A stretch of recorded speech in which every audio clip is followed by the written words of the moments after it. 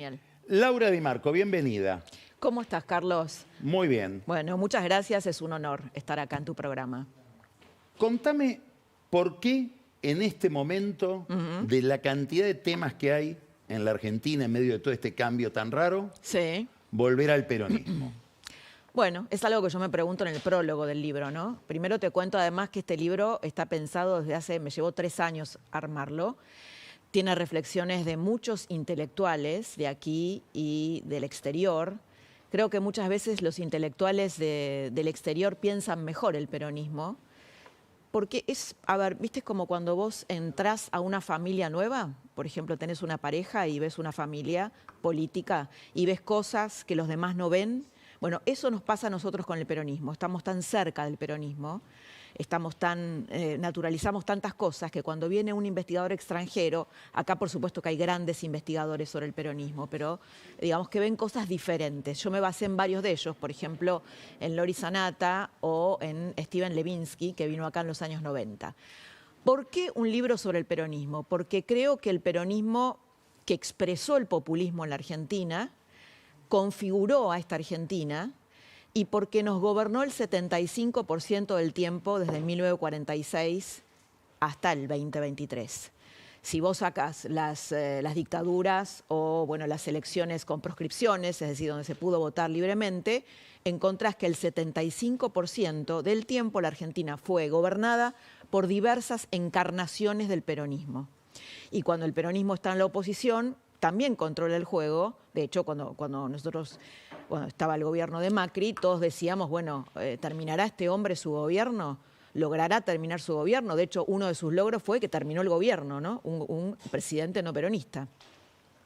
Entonces, un poco la pregunta es, hubo muchos intentos de preguntarse o de investigar qué es este aparato de poder, qué significa, que yo creo que además no es solamente una expresión política, es también una serie de ideas. Creo que el peronismo, yo me pregunto en el prólogo si el peronismo, entre comillas, arruinó la Argentina o si en realidad la socialización populista que ya existía en la Argentina por 3 siglos de cristiandad hispana, por la inmigración que estaba muy anclada en el catolicismo y en determinadas ideas, nuestra inmigración española e italiana, fue un terreno fértil para que el peronismo, que es una forma de populismo, anclara con mucho éxito. Y yo creo que me inclino por la segunda opción, sobre todo cuando vemos a Milei con rasgos populistas. Creo que hay un sistema cultural que es populista, que forma parte de la biografía de la Argentina, por ejemplo, que no importe mucho la ley, y sí el amiguismo, que lo encarnó muy bien el peronismo. Ahora, de todo lo que has dicho se me ocurren varias cosas. La primera, vamos a empezar por el final. ¿Por qué hay que elegir entre una y otra? ¿Qué sería una y otra? Entre esas dos opciones. ¿O fue un fenómeno igualitario o arruinó a la Argentina? ¿Por qué no pensar las dos cosas? Tal vez son las dos cosas. No, yo digo en el prólogo es el huevo y la gallina. No, lo digo a la luz de lo que está sucediendo con Milei. Mucha gente dice, bueno, Milei tiene rasgos populistas. Bueno, claro, porque el populismo que hace 80 años, por lo menos, en el que estamos atravesados en esa forma cultural, es una biografía de la Argentina. Entonces, por eso también Milei tiene éxito, porque tiene rasgos populistas. También tiene su propia, digamos, el populismo es buenos, malos y un salvador. Bueno, Milei también tiene buenos, malos y un salvador. Tiene los argentinos de bien, que son los buenos, los malos son la casta y él es el salvador, ¿no? Hay como como diría Lori Sanata, una mascarada religiosa en los populismos. Viste que hay gente que, y ahora estoy pensando en algunos en particular, que le decís kirchnerismo, eso no es peronismo. Ah, bueno, eso es el típico truco. ¿Por qué es un truco? Porque una de las cosas, vos me preguntaste al principio, ¿por qué el peronismo? Bueno, una de las preguntas que nos hacíamos en Sudamericana, en Penguin, cuando publicamos este libro es, ¿pero cómo es que el peronismo llega y siempre se presenta como lo nuevo, como que esto sí, realmente esto es lo novedoso?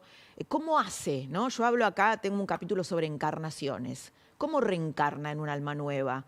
Juan Carlos Torre, que lo has traído acá muchas veces, es uno de los grandes investigadores argentinos sobre peronismo, él dice el peronismo tiene un alma permanente y un corazón contingente. Es decir, que tiene muchas almas el peronismo, tiene muchas encarnaciones.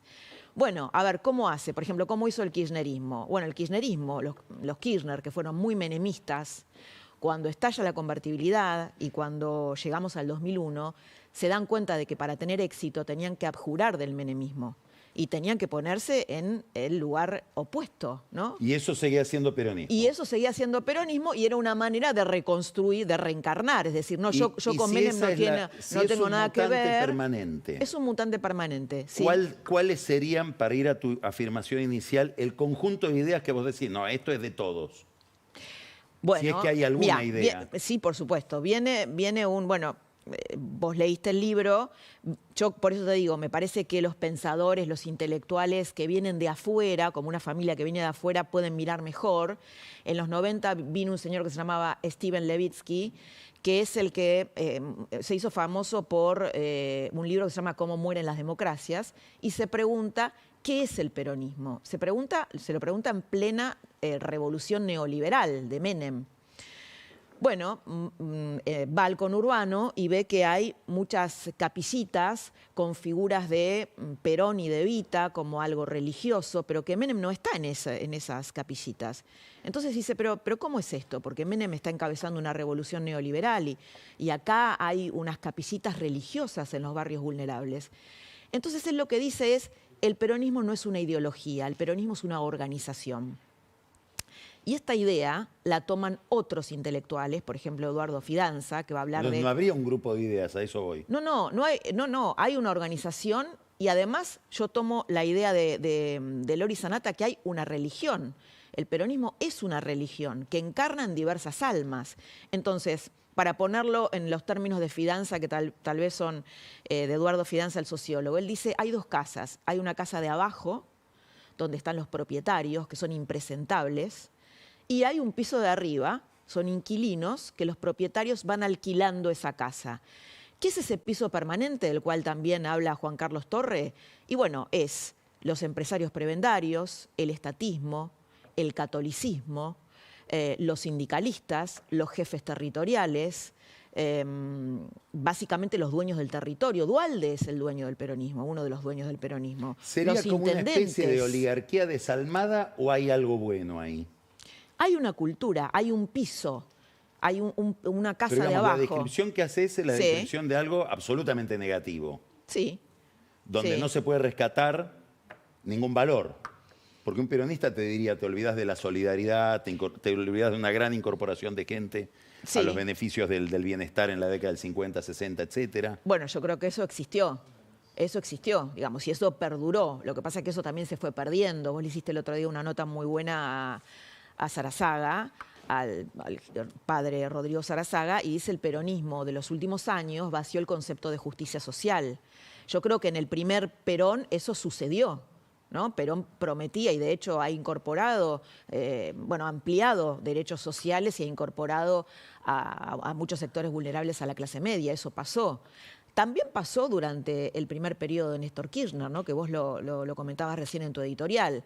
Néstor Kirchner, que yo digo que tuvo tanta astucia como Menem, porque utilizó la bonanza china, China como el motor del crecimiento mundial, lo utilizó para elevar el salario real, que es lo que hizo Néstor Kirchner. Muchos lo critican por eso, pero habría que tener en cuenta que Kirchner asume con el 22% de los votos y necesitaba construir su legitimidad de ejercicio, con lo cual lo que podía hacer con eso, con la bonanza china, con ese ciclo de la bonanza china que dura hasta el 2011, es construir su legitimidad aumentando los salarios reales, o bien, hacer que uno podría decir, es una forma de populismo, o bien derivar ese dinero para el desarrollo, para una política de Estado más de largo plazo. A una persona en particular. Sí. Por una pregunta obvia siempre cuando se mira el peronismo es preguntarse por su perdurabilidad, por la persistencia del peronismo más allá de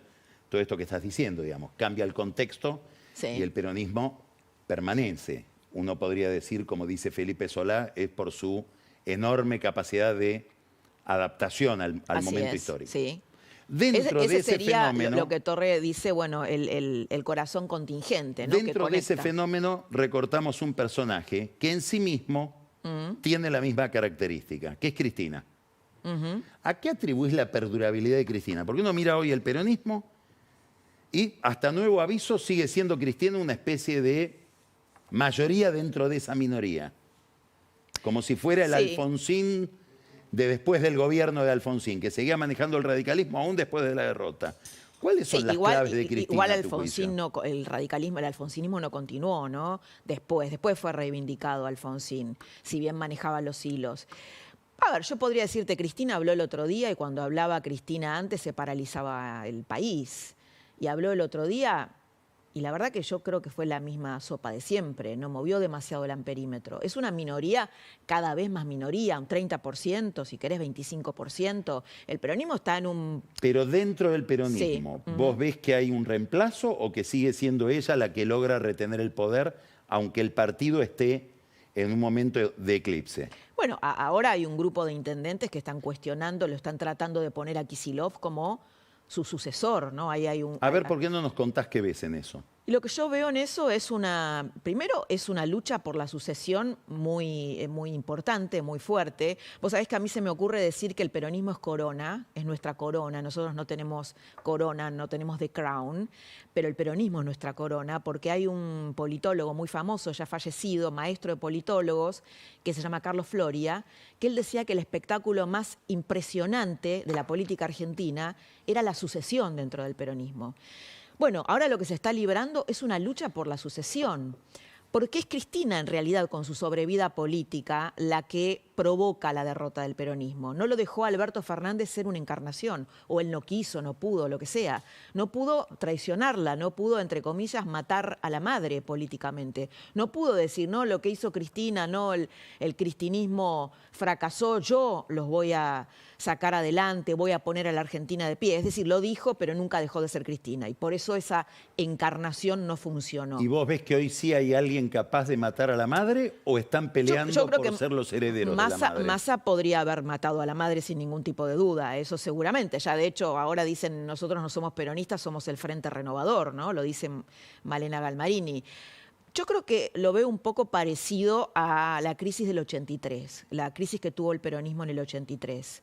Y a un cambio de época muy fuerte, donde yo creo que el peronismo no va a volver a ser lo que era, porque tal como la Iglesia Católica le habla a un pueblo que ya no existe más, ¿no? La base, vos lo comentás mucho acá en tus editoriales, la base del peronismo, que es el pueblo trabajador, está fragmentada. Tenés a los Grabois de la vida, a los gordos de la vida, que tienen agendas completamente diferentes. Pero no se quiebran. Pero bueno, tuvieron una Cuando hay que armar una lista, van en la misma lista. Sí, pero vos fíjate que en el 2015, cuando pierde Cristina, mira, hay algo interesante que lo aborda Juan Carlos Torre. Él dice, ¿no fue el 2015 para el peronismo el 2001 del radicalismo? ¿No se rompió el peronismo en el 2015? Es un artículo muy interesante que se llama Los huérfanos revisitados de la política. Claro, no se rompió de la misma manera que se rompió el radicalismo que voló por los aires, pero se quebró porque de hecho cuando Alberto Fernández en el 2019 asume, las internas feroces que tuvo en el gobierno lo terminaron debilitando y finalmente lo llevaron a una derrota. Entonces, te hago la última pregunta. Vamos a estar ahora, esta semana, el miércoles es 1 de mayo, sí. Día del Trabajador. El peronismo es un fenómeno que surge del mundo del trabajo, digamos, imposible de pensar sin pensar en trabajadores, en ocupados, desocupados, todo ese mundo. ¿Qué significa hoy el peronismo para el mundo del trabajo? Con los niveles de desocupación que hay, con los niveles de informalidad, etcétera. ¿Cambió su significado o sigue significando lo mismo, aunque sea de manera nostálgica? No sigue significando lo mismo y yo de hecho creo que lo más innovador del peronismo en este momento es la deserción de los más pobres, de los humildes. Lo cuenta Rodrigo Sarazaga en la entrevista que yo le hago para este libro, cuando él dice, él presencia discusiones entre los punteros mayores, digamos, y los más jóvenes lo que dicen es, bueno, a mí el kirchnerismo no me dio nada, porque el último año de bonanza del kirchnerismo fue en el 2011, y por ahí un chico que nació en el 2011 y hoy tiene 20 años recibió muy poco del kirchnerismo. Entonces, hoy vos encontrás jóvenes, encontrás una revolución tecnológica con jóvenes que no quieren sindicalizarse, por ejemplo, con jóvenes que miran a los gordos de la CGT como antiguallas de la Segunda Guerra Mundial, que digamos que trabajan en las clases medias, que trabajan para el exterior, que además no están en su trabajo 30 o 40 años como pasaba en generaciones anteriores. Es decir, el mismo concepto de trabajo cambió. Por lo tanto, el peronismo, lo que te decía, no creo, el peronismo le habla a un pueblo que ya no existe, a un pueblo homogéneo que ya no existe. Y creo que si no se conecta, bueno, el tema de la tecnología, ¿no? Digo, por ejemplo, estar en contra del Mercado Libre cuando los pobres compran por Mercado Libre, o estar en contra del campo, uno de los sectores más dinámicos de la economía, son cosas irracionales. Si el peronismo realmente no se ayorna y no conecta, no mueve estas antenitas que tiene para reaccionar frente al momento presente, yo creo que va a terminar desapareciendo. Lo vimos con Cristina. Yo vi a una señora realmente que atrasa mucho, que está muy desconectada de este momento que vivimos. Creo que Milei, además, vos recién mostrabas un cuadro en donde había una baja en la confianza, ¿no?, de Milei en la Universidad de Itela, pero la verdad es que nunca un presidente había hecho un ajuste semejante. Digo, no se midió a la confianza de un presidente o la imagen de un presidente en los 4 primeros meses cuando ese mismo presidente está haciendo un ajuste brutal. Creo que Milei está entendiendo este momento. No sé cómo le irá, tal vez le va pésimo. Es un emergente, ¿no? Vos lo tuviste acá Marcos Peña el otro día, que decía algo que a mí me pareció súper interesante, que es que prefiero que seas auténtico, aunque seas brutalmente auténtico, y que me digas la verdad, y que no me mientas. Y cuando vos recién hablabas de la corte, yo quiero una corte liberal, que obviamente ningún político lo diría. Es decir, obviamente que Menem también quería una corte adicta, lo que pasa es que no lo dijo. Pero hay momentos donde Milei no tiene filtro, donde dice realmente lo que piensa. Miraremos el misterio de lo que viene. Muchas gracias, Laura. Muchas gracias. Juicio al peronismo, Editorial Sudamericana. Gracias. Vamos a un corte y recibimos a Pancho Olivera y Daniel Vilota. Pancho nos va a hablar de la aduana, Vilota va a referirse a un tema oscuro, antisemitismo que brota en el conurbano bonaerense. Ya volvemos.